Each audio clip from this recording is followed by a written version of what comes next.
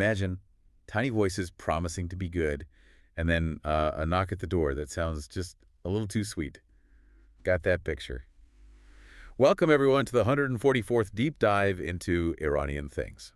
And hello from me, too. I'm Tanaz. And I'm Kiyu Mars.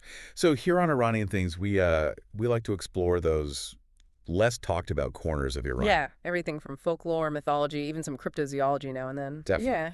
But today, we're diving deep into a classic story, one many Iranians grew up with. We're talking about Esh. That's Boz Zangalepa, the goat with tinkling hooves. Exactly. And her three kids, Shangool, Mangool, and the little one, Habbeye Angoor. Grapeseed. Grapeseed, right.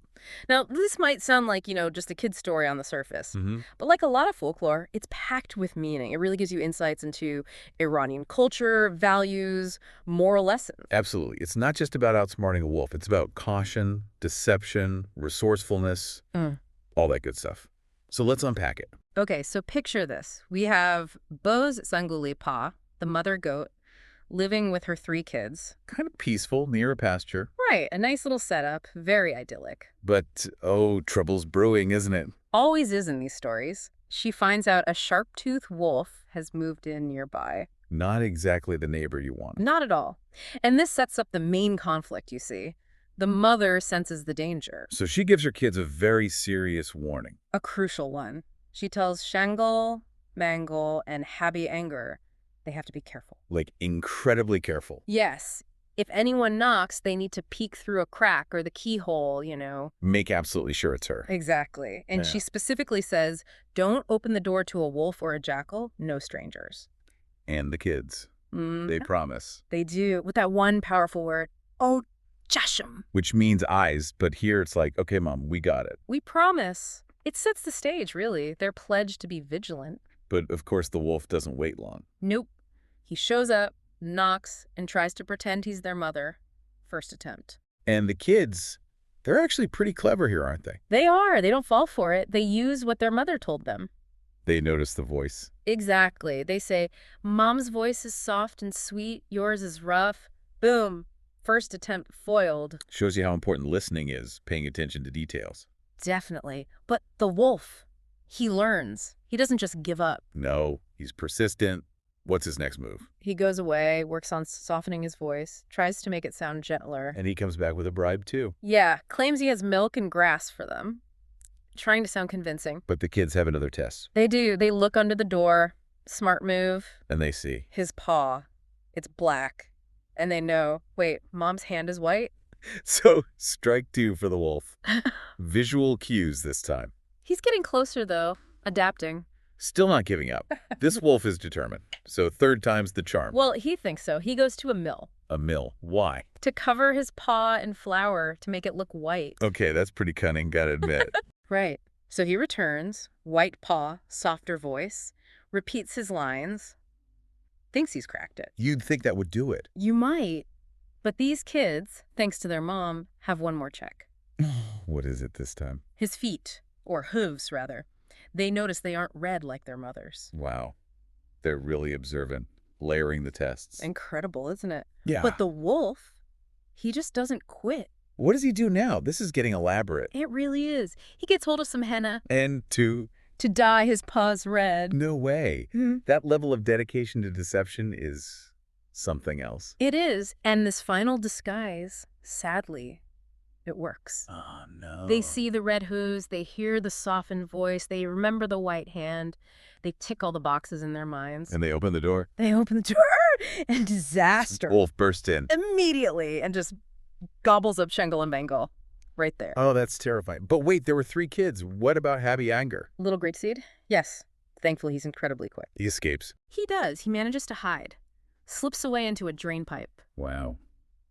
A little bit of hope there. Yeah. Resourcefulness under pressure. Exactly. It's a crucial detail. So later, the mother goat comes back. Yeah, expecting to see her kids. And she finds the door wide open? Oh, the dread. That must have been horrific. Absolutely. She calls out their names. Shangool, Mangool, Habbeye Angoor.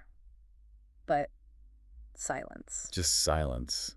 That's heartbreaking. Panic sets in, you can imagine. She keeps calling. And then? Then, thankfully, little Habbeye Angoor, hidden in the drain pipe, hears her, recognizes her voice. He comes out. Cautiously, yes, and tells her everything, through tears, the whole awful story.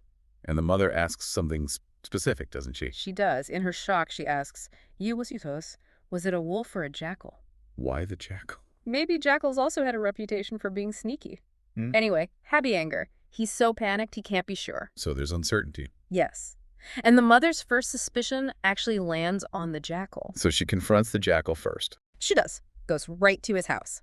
But the jackal's clever too. How so? Denies everything, puts on a big show of innocence, shows her his empty house, his skinny belly, basically says, "Look, I couldn't have eaten them."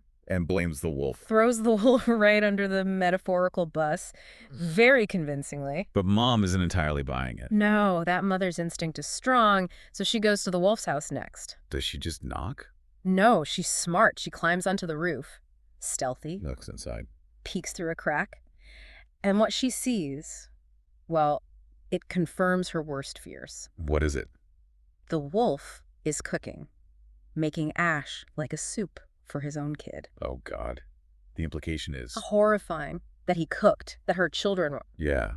That must have been the moment, the confirmation. Absolutely chilling, and it leads right to this incredibly dramatic confrontation. On the rooftop. On the rooftop, she calls down, her voice just filled with righteous anger. She taunts him. What does she say? It's quite poetic, isn't it? "It is," she declares, "it is I. I am the goat with tinkling hooves." She lists her attributes, her leaping, her hooves, her horns. Establishing who she is. Powerfully. Very. And then the challenge. Who took my Shangool? Who ate my Mangool? Who dares fight me? Chills. Right. And the wolf, completely arrogant, shouts back up. What's his reply? "It is I, the sharp-toothed wolf. He admits it, just like that. Bold as brass. I ate your Shangool. I took your Mangool, and yes, I will fight you." He even boasts about his sharp teeth. Which, as we'll find out, is pretty ironic. Very ironic. So the challenge is accepted. They agree to fight on Friday. Setting the stage for the final showdown. Exactly. And now the preparation phase begins. And the mother goat is incredibly strategic here. Okay, what does she do first? Gets herself in top shape, eats lots of good grass, builds up her strength. Smart. Fueling up for the fight. Makes sense. Then she does something interesting. She goes to a cow milker.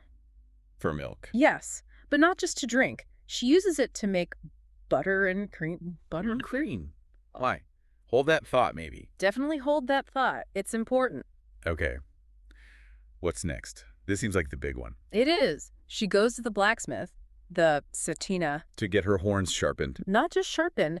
The blacksmith sees her resolve, her determination, and fits her with 2 steel-tipped horns. Whoa!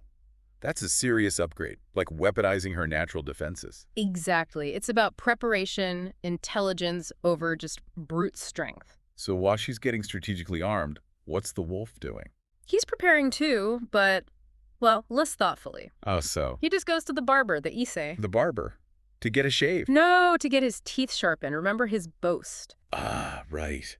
The sharp-toothed wolf. But the barber isn't doing it for free. He asks, "Iso, where's my payment?" Fair enough. And the barber even drops a proverb. Yulani sounds basically, you can't get something for nothing, right? So how does the wolf try to pay? This is where it gets kind of ridiculous. He offers the barber a bag full of air. Seriously, a bag of air? Yep. Shows his arrogance, maybe his foolishness. Like, he thinks he can just trick everyone. But Barber must have been insulted. Oh, you bet. He feels cheated. Yeah. And maybe he senses the wolf's bad nature, so he decides to get some revenge. What does he do? Does he just do a bad job sharpening? Much worse. Or better, depending on your perspective. He pulls out all the wolf's teeth.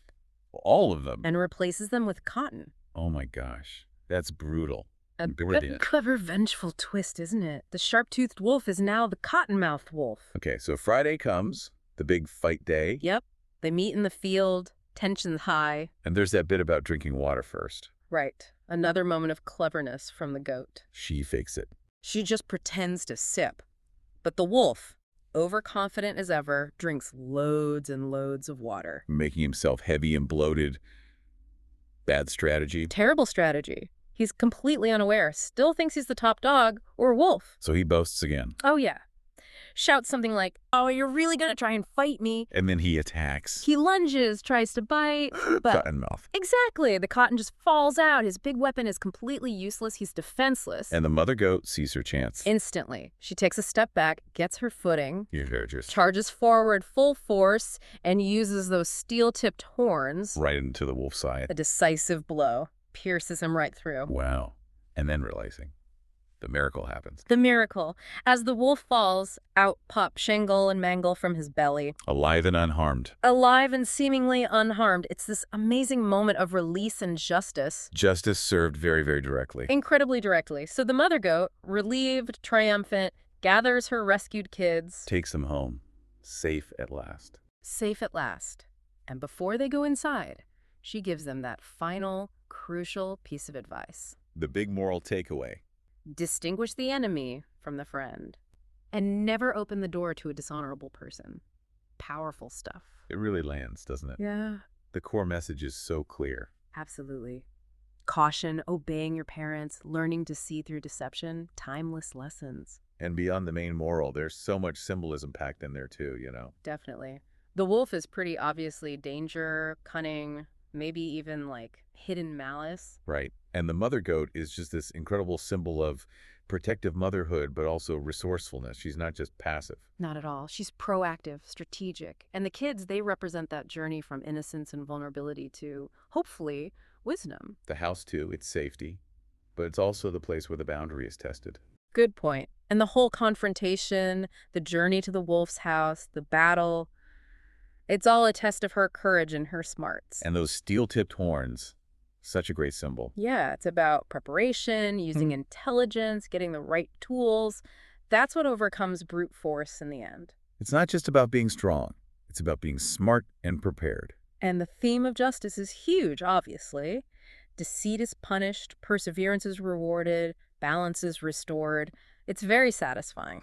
It really is. It's an old story, but man, it still resonates, doesn't it? Totally. So, for everyone listening, what parts of this story, what symbols or lessons really stood out to you? We genuinely love to hear your interpretations. Yeah, drop us a comment. And if you enjoyed this deep dive into Iranian folklore, maybe give us a like. Please do. And hey, if you want more explorations like this, looking into these fascinating, sometimes hidden parts of Iranian culture, Then make sure you subscribe to Iranian Things. Don't miss out. we've also got that playlist we mentioned with our other folklore and mythology deep dives. The link's in the show notes, so, check it out if you're interested. Definitely worth a look. And finally, thinking about this story, it kind of leaves us with a question for today, doesn't it? Yeah, bit of a thinker. In our world now, where deception can be, well, super subtle and sophisticated. Hidden behind shiny websites or convincing speeches. Right. What are the modern-day wolves that you, our listeners, should be most wary of? And maybe more importantly, what kind of tests, like the kids used, can we develop to recognize them before, we metaphorically open the door? Something to mull over. What are your steel-tipped horns in the modern world?